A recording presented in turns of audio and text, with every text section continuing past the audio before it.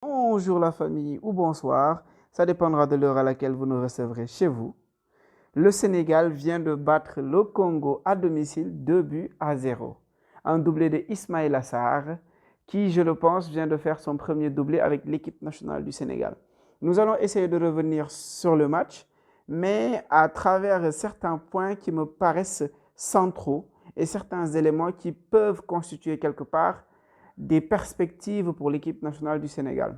On va commencer par dire tout simplement qu'aujourd'hui, on a vu une équipe du Sénégal qui a joué au football. Beaucoup de gens se posent la question du pourquoi. Lan moo tax tey ñu gis équipe nationale du Sénégal boo xamante ni elle a posé le ballon à terre. C'est une équipe qui est ressortie court, c'est une équipe qui a eu énormément de combinaisons dans l'entrejeu, il y a eu énormément de permutations, de compensations. Bref, on a vu une équipe qui a tenté de jouer au football.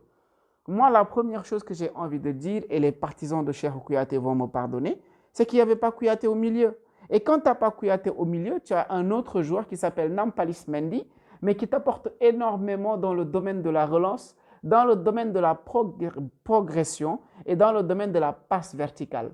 Et aujourd'hui, ça a été très, très visible pour tout le monde. Nampalys, il n'avait pas peur d'aller chercher le ballon. Nampalys, il n'avait pas peur de se proposer dans les espaces. Nampalys, avec son intelligence de jeu, parvenait à créer aussi des espaces pour ses coéquipiers.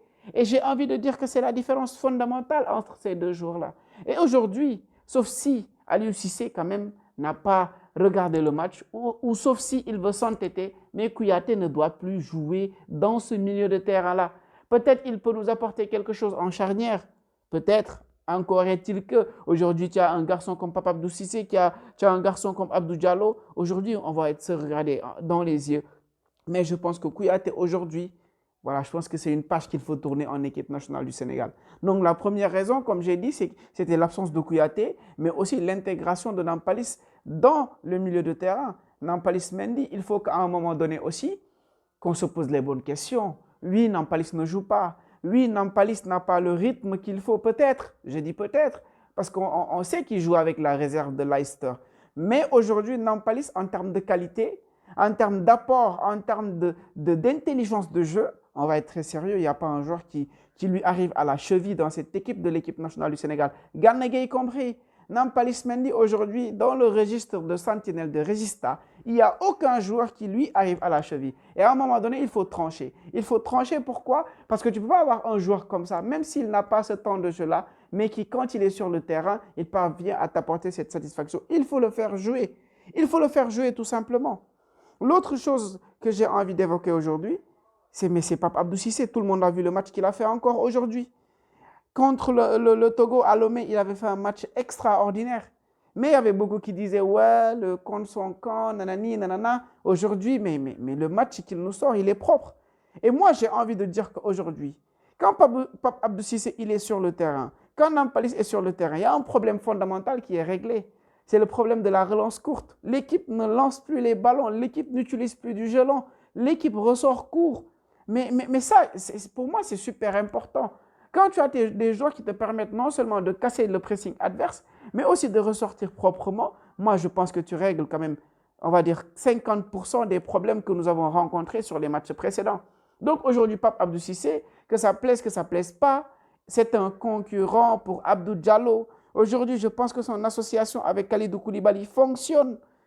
Donc, à un moment donné, Aliou, attention, attention, attention.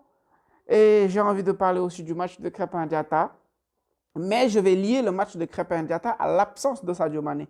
Parce que ce que j'ai trouvé intéressant aujourd'hui, c'est qu'on a trouvé la bonne formule pour pouvoir évoluer et trouver des relais intérieurs de la qualité, de la créativité entre les lignes sans que Sadio Mané ne soit sur le terrain. Et comment cela s'est fait? Ça s'est fait par un mécanisme que j'ai trouvé très intéressant. C'est cette capacité que Krépin Diatta a de repiquer intérieur et d'apporter toute cette touche créative-là dans l'entrejeu.